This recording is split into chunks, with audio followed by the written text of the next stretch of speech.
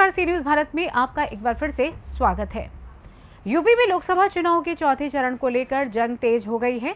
तमाम पार्टियों के नेता चुनावी जनसभाओं को संबोधित कर रहे हैं। इसी क्रम में समाजवादी पार्टी के राष्ट्रीय अध्यक्ष अखिलेश यादव ने आज बहराइच में जनसभा की, जहां उन्होंने प्रधानमंत्री मोदी और मुख्यमंत्री योगी पर जमकर निशाना साधा। अखिलेश यादव ने कहा कि केंद्र में गठबंधन की सरकार बनने वाली है।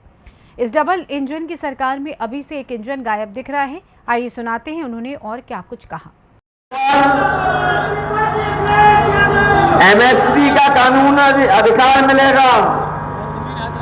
इसके साथ साथ जिस तरीके से भारतीय जनता पार्टी ने बड़े बड़े उद्योगपतियों का कर्ज माफ किया, हमारे जागरूक लोग जानते होंगे, जब कर्ज माफ करने का फैसला भारतीय जनता पार्टी ने लिया तो उन्होंने नियम बनाया कि 5 करोड़ से ऊपर जिनका बैंकों का कर्ज है उनका कर्ज माफ हो जाएगा।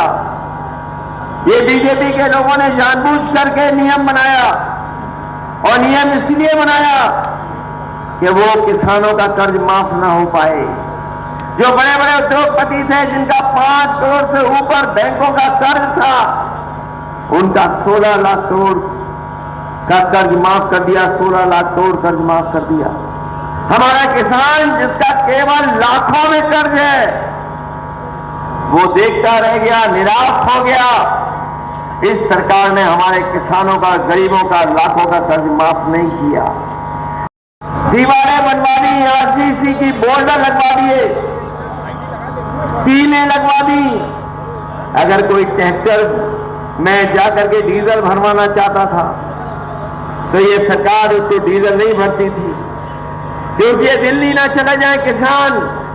लेकिन मैं अपने किसानों को बधाई दूंगा, किसान आंदोलन को सफल बनाने के लिए हम अपने किसानों को आज ये भी भरोसा दिला रहे हैं कि जो आपकी लड़ाई रही है कि लाभकारी मूल्य आपको मिल जाए, कानूनी अधिकार एमएसपी का मिल जाए, हम आपको भरोसा दिला के जा रहे हैं। समाजवादी पार्टी और इंडिया गठबंधन ने तय किया है कि आने वाले समय में जब सरकार बनेगी तो हम अपने किसानों को लाभकारी मूल्य के साथ साथ उन्हें हम कानूनी अधिकार एमएसपी का दिलाने का काम करेंगे।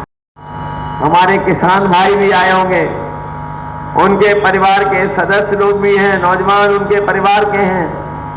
बताओ, किसानों की कहीं आय दोगुनी हो गई हो तो बता दो। ना आय दोगुनी हुई, और महंगाई बढ़ा करके जो लागत बढ़ाई है उससे हमारे किसान की आर्थिक स्थिति और खराब हो गई है। जिस समय सरकार को आगे आकर के मदद करनी चाहिए, उस समय सरकार ने किसानों को बाजार के ऊपर छोड़ दिया है। जो मुनाफा, जो लाभ उन्हें मिलना चाहिए था, सरकार नहीं दे रही है। हाल ही में जो फसल आपकी आई गेहूं की, अगर चाहती सरकार तो आपको ज्यादा कीमत दिलवा देती, आपको लाभकारी मूल्य दिला देती, लेकिन सरकार ने पूरा का पूरा आपको बाजार के भाव छोड़ दिया। ये सच है कि थोड़ा बहुत बाजार से लाभ मिल रहा है, लेकिन अगर सरकार चाहती तो शायद उससे ज्यादा मुनाफा हमारे किसानों को मिल जाता। योगी का कहना है कि कांग्रेस राम मंदिर पर गलत बयान दे रही। योगी ने कहा है राम मंदिर पे गलत बयान। ये लोग मंदिर को अनावश्यक बता रहे हैं। राम मंदिर पे अखिलेश भैया कोई खतरे में नहीं है। बीजेपी को जनता से खतरा है। वोट डाल के आए हैं, करोड़ों जनता वोट डाल रही है, और जिन 60 लाख नौजवानों का इन्होंने नौकरी छीनी है, पुलिस भर्ती से लेकर तमाम परीक्षाओं के पेपर रद्द हुए हैं, वो 60 लाख बच्चे, उनके माँ बाप जोड़ दो तो 3 गुना 60 लाख 1 करोड़ 80 लाख। 1 करोड़ 80 लाख का भाग दे दो 80 लोकसभाओं में, तो बीजेपी का हर लोकसभा में 2,25,000 वोट कम हो गया। उसका जवाब है उनके पास। अग्निवीर का कोई जवाब है? ये हमारे खाकी वर्दी पहने वाले लोग हैं, ये अगर आउटसोर्स पे हो जाएंगे, इनकी नौकरी 3 साल की हो जाएगी, तो ये वोट नहीं डालेंगे खिलाफ क्या? और ये लोग जो पूछते हैं, ये बताओ, लेटरल एंट्री जब हुई थी, लेटरल एंट्री में ना आरक्षण दिया गया, और लेटरल एंट्री विदेश से बुलाए गए, 3 साल नौकरी की, लूटाया, और वो 3 साल बाद विदेश भाग गए। अभी तक तो हम सुनते थे उद्योगपति भागे, लेटरल एंट्री से जो अधिकारी बने थे वो भी तो वापस चले गए विदेश। क्या नहीं चले गए? क्या आईएएस में टेम्पररी नौकरी नहीं आ गई? किनारे 3 साल की नौकरी हो जाएगी तो क्या भविष्य है लोग? अखिलेश जी, मोदी के दोस्त भाग गए उनके पास से। देखिए, अब प्रधान सांसद अपनों पे ही गुस्सा करने लगे हैं, अपनों पे ही बुरा भला कहने लगे हैं। तो समझ लो, जब कोई अपनों पे ही बुरा भला कहने लगे तो उनका सफाया होने जा रहा है। योगी जी कह रहे हैं कि राम मंदिर पे गलत बयान दे रहे हैं। कहा है कि योगी को राम मंदिर पे सपा और कांग्रेस गलत बयान दे रही है, इसको गैर जरूरी बता रही है मुद्दा। देखिए, हमारे लिए आप भगवान हैं। सुनने में आ रहा है कि हमारे चैनल वालों ने भी बीजेपी का गाना गाना बंद कर दिया है। अभी तक तो हम कहते थे कि जिसका दाना उसका गाना, लेकिन इधर मैं देख रहा हूँ बदलाव कि बहुत सारे चैनल अब बीजेपी का गाना नहीं गाना चाहते हैं। वो भी जान गए कि बदलाव आ गया है, बदलाव होने जा रहा है। तो इसके बारे में क्या कहोगे आप?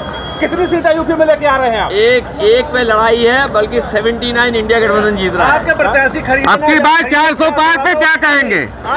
अब की बार 400 पार पे ये 400 हार होने जा रही है इनकी। इसीलिए जो अहंकार का था नारा, जो नारा इसलिए था कि संविधान बदल देंगे, तो अब वो घबरा गए हैं। अब उनके यहाँ से 400 पार नहीं कह पा रहे हैं। इसीलिए देखा, उनकी भाषा बदल गई, उनके शब्द बदल गए। इसलिए नौजवान, किसान और आम जनता इनको हटाने जा रही है। चलिए, धन्यवाद। बहराइच से सी न्यूज संवाददाता कृष्ण चंद्र शुक्ला की रिपोर्ट। उत्तर प्रदेश में चौथे चरण की 13 सीटों पर लोकसभा चुनाव 2024 के लिए नामांकन की प्रक्रिया गुरुवार को शुरू हो गई। अवध, तराई और सेंट्रल यूपी के 13 जिलों में होने वाले चुनाव में भाजपा और सपा कांग्रेस के बीच ही लड़ाई है। ऐसे में अखिलेश यादव कोई कोर कसर नहीं छोड़ रहे हैं। फिलहाल के लिए इस खास खबर में बस इतना ही। देश दुनिया की तमाम खबरों की जानकारी के लिए बने रहिए सी न्यूज भारत के साथ। हर खबर आपके साथ, आपके हाथ।